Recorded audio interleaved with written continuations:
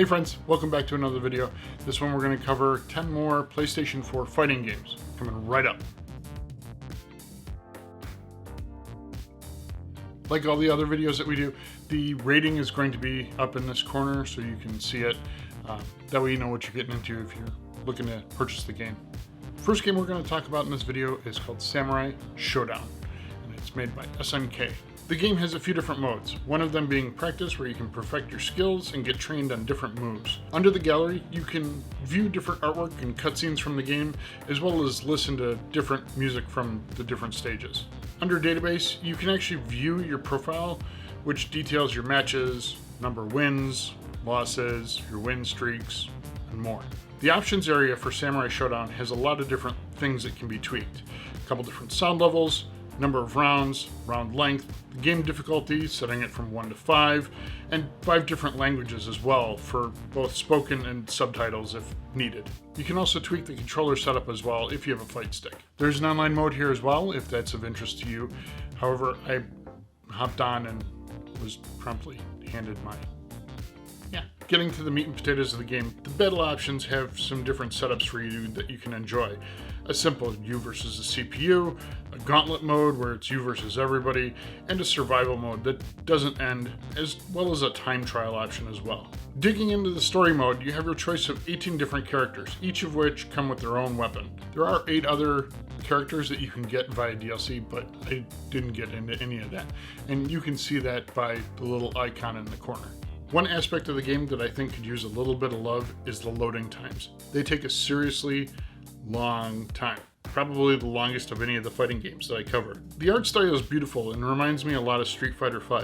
Sometimes it's hard to catch all that's going on in the background until after the match is done. The characters are very unique in their appearance and their fighting style, from someone who has a giant toothed sword to someone who actually is fighting with a shield only. There's even a kabuki in there for good measure. The little gauge at the bottom of your screen, when it fills up, you can go into Berserker mode and you do extra damage in this mode as well. But you can only do it once per match against the other opponent. So if you use it in the first round, you can't use it again in the second round. There's a blood and dismemberment here, but this can be turned off in the options as well if that's something you have an aversion to. Getting back to the DLC characters quickly, they're $5.99 each. Just wanted to circle back on that one. The dojo mode is another way you can get in a few other rounds against the CPU if you need. Overall, it's a fun game, but if you're squeamish about blood and such, just make sure you turn it off in the options menu. Now we're going to talk about a game called Fu-Un Super Combo. I think that's it. Once you dig into the game, you're presented with a couple different options as far as difficulty goes, ranging from easy, normal, hard, and then an MVS setting as well. You can also change the game's speed setting and language option, which should hopefully help going forward from this point, as everything will be coming up in English. You select from 8 different characters and head off to do battle. The dual-plane gameplay is interesting, as well as the addition of having background objects that you can use against your opponent. The pixely graphics are bright and colorful for the characters themselves, as well as the content going on in each of the stages. The uniqueness of each character is great, as well as you can definitely tell that they were trying to come up with something different that wasn't in any other game. The tag team version of the game does have some more to it. You do lose the dual plane aspect of the game, but I think the gameplay is better overall in this mode. As for options in this version, you have a difficulty setting ranging from 1 to 8, and a speed setting that ranges from low, normal, up to fast. The language option can be set here as well, so that helps out a lot. The graphics are relatively the same, with the level of detail in the characters as well as the stages themselves. The tag team game seems to have a more serious tone to it than the first game, just something I noticed playing through. One gripe that I do have against the game is that once you select the game in either regular mode or the tag team mode, you can't get back to that selection screen without actually resetting the game. It's a bit of a pain if you want to flip between them.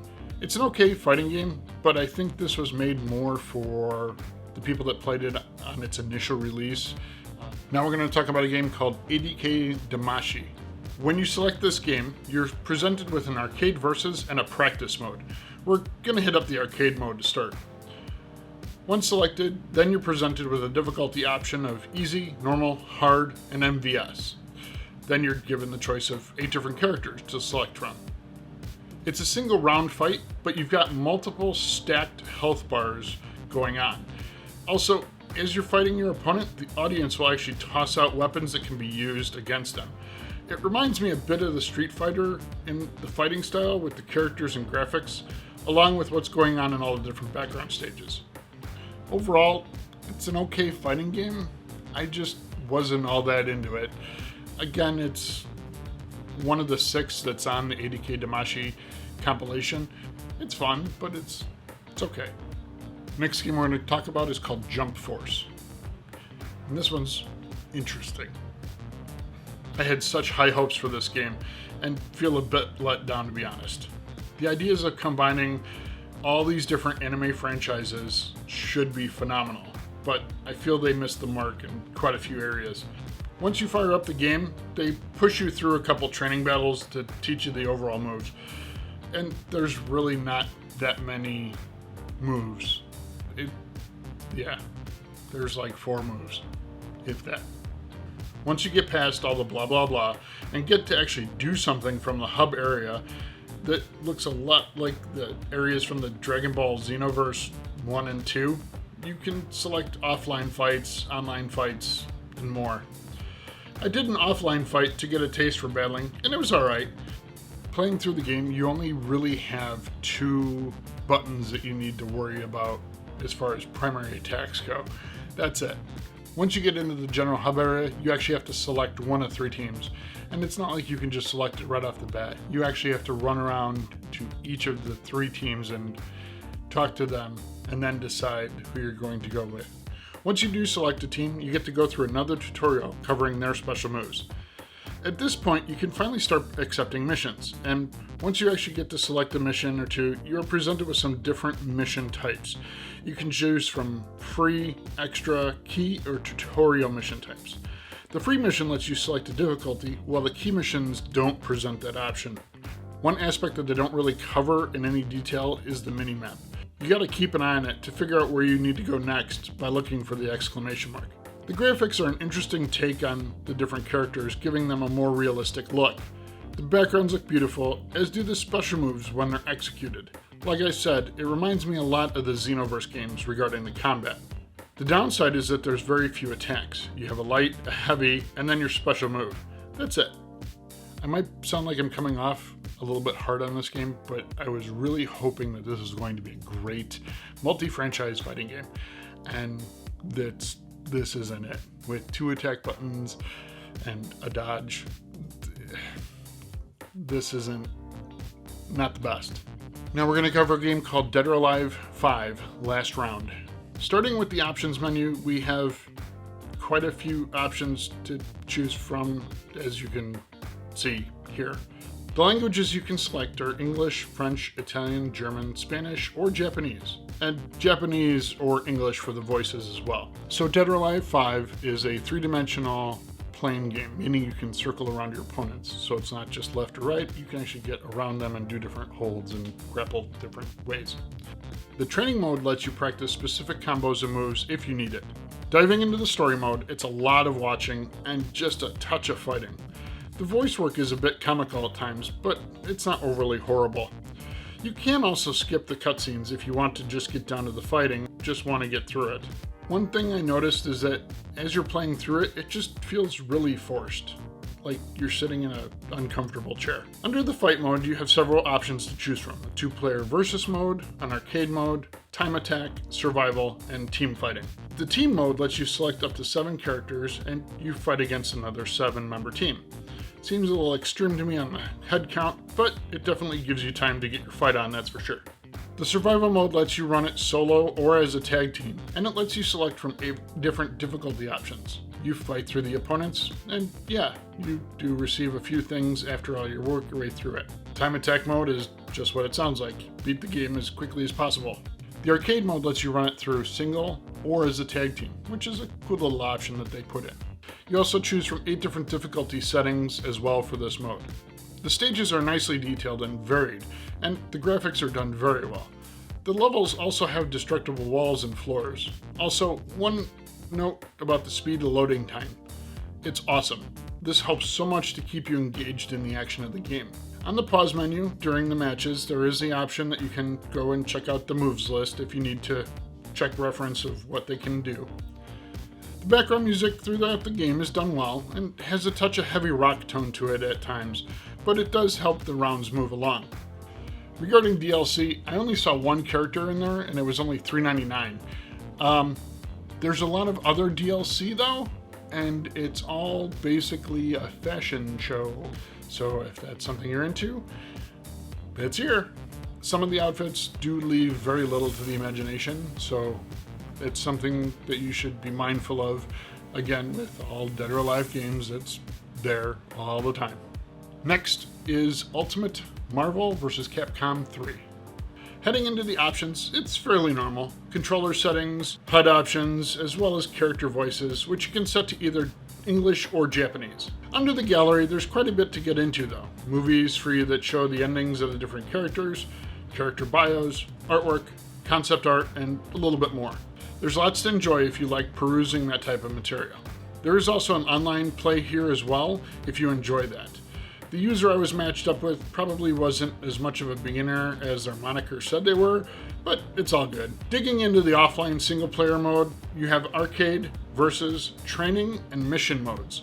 The missions are there for you to learn the characters given special moveset. Training is just you beating on the other character, which you can dial up or down depending on the different settings you see fit. The arcade mode is where it's you versus the CPU in several matches. Starting out, you're selecting 3 characters from the 50 character roster. Then you select the difficulty from very easy, easy, normal, hard, and very hard, as well as the round length and damage output settings. The game's art style has a bit of a comic book look to it regarding the backgrounds, characters, and menus as a whole. I wouldn't say that these characters or backgrounds are highly detailed, but on the flip side of that, the loading times are basically non-existent. It's so quick, it's amazing. The music is alright, nothing overly spectacular, but it's not boring either. On the pause menu, there are all the special moves for the different characters if you need reference to that, like I do. There is also a mode called Heroes and Heralds, which lets you build a deck with specific bonuses that help you in battle. This, like the other modes, you can play online as well. It's an interesting twist on the normal gameplay. It's definitely another good Marvel vs. Capcom game that I really enjoy. Now we're going to talk about a game called Tekken 7. Like so many other games, you have to wait for the game to finish installing to play. Wait, hang on, I can just hop into the arcade mode right away? Oh, that's awesome! You select from 35 very unique characters on this 3D plane fighting game. This means you're not only moving forward and backwards, but you can also sidestep your opponents as well. So doing a grab from the right can be different from doing a grab on the left. The graphics are beautiful with the level of detail on the characters, their movements, as well as the stages themselves. It's hard to appreciate it while playing, but I hope you can enjoy it right now watching. The move list, like so many other games, is on the pause menu here as well, and it's very extensive for each of the characters. The load times aren't horrible either. I would say that they're probably appropriate for the detail of the characters and backgrounds that you're getting out of this game. For options, you have the difficulty for the story mode, as well as the CPU difficulty too. Number of rounds, and round length as well as in there too for good measure. Once the game is loaded, you can dig into the customizations, where you can change your character's look with hats, clothes, different hairstyles, glasses, accessories, and a bit more. It's a bit of a shock. You can also change up your online badge that others would see when you're going up against them.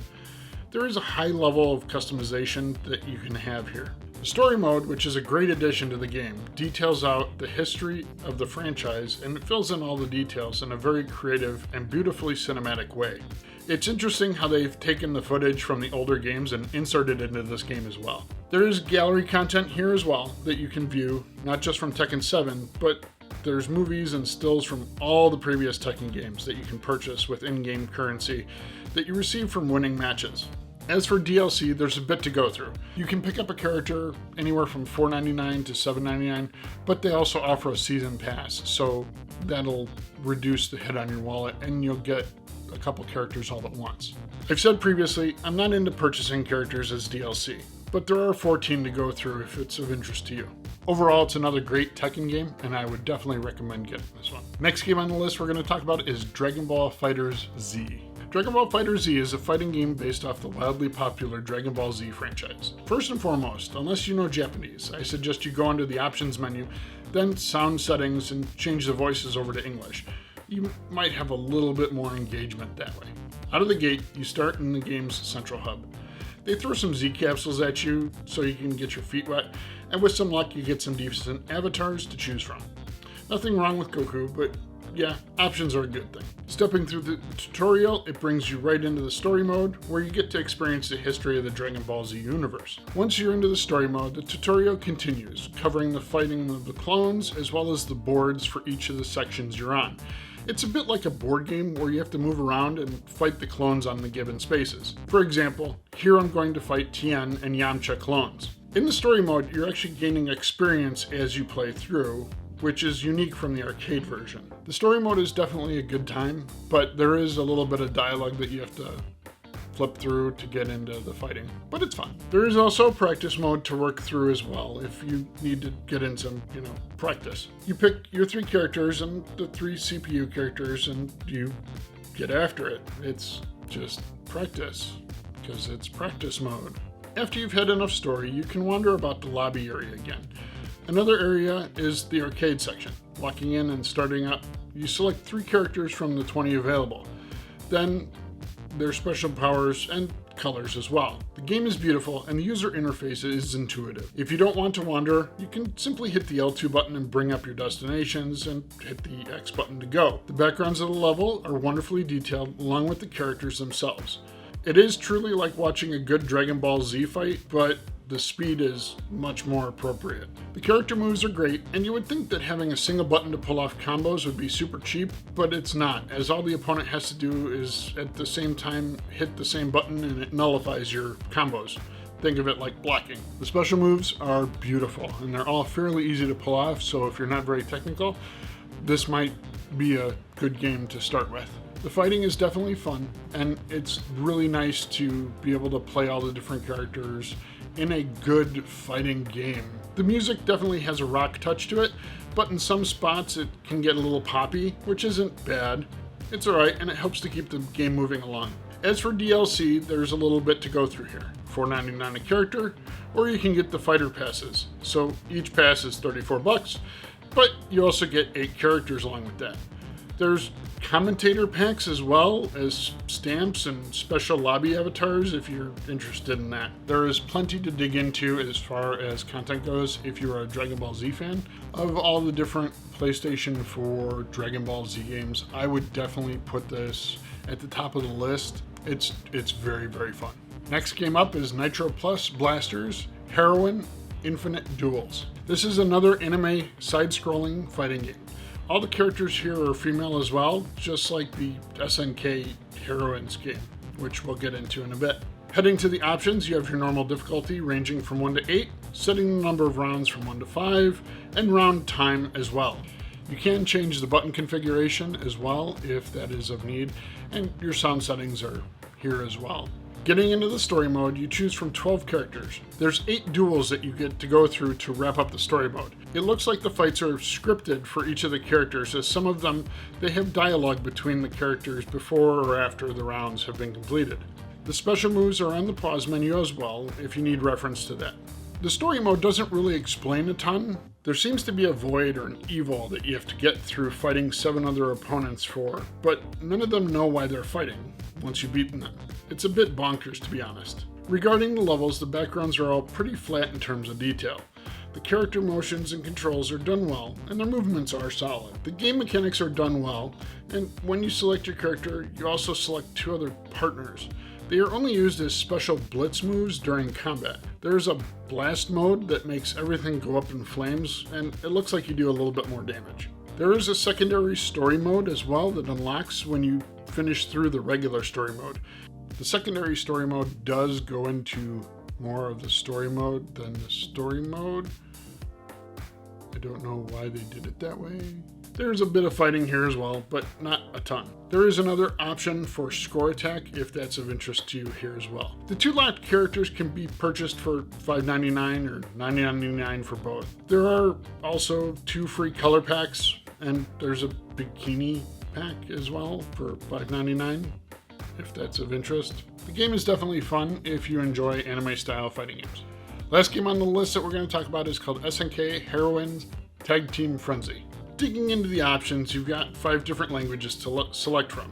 As far as difficulty, you've got a range of 1 to 5, item frequency as well. Firing up the story mode, you select 2 of the 14 different characters, all of which are female. So if the character was a male, now they're a female. It's a 2v2 with shared health, so swapping out the other character doesn't let your character regenerate health. You also have to finish the match with a finishing move. It's just a specific button, so it's not overly technical regarding finishes. Like other fighting games, the move list is off the pause menu, which does come in handy. You can change the difficulty mid-match if you need to. There are some combos that can be pulled off by button mashing to deal out some juggle damage. It's a bit over the top. No, I take that back, it's really over the top, with the girly cuteness factor as well as the bit of watching the characters from different camera angles. It's just kind of creepy. There's an online mode here as well. However, I don't have a Nintendo Online account, so no online for me. As for unlocking progress after each match, you're winning some in-game currency to spend under the customization options from the main menu, changing character costumes as well as accessories for all over the character as well as voice options too. Keep in mind, you're not buying this because it's a great fighting game. You're buying this because it's a parody of a fighting game. Kind of like the same reason you'd buy somebody a Mary-Kate and Ashley Olsen game. It's a goof. Alright friends, so that's 10 more PlayStation 4 fighting games. I hope you've enjoyed the video. If there's something I missed, put it in the comments below. If you've enjoyed the content, hit that like button, subscribe for when we release videos. Other than that, have a good one, be good to each other. Thanks for watching.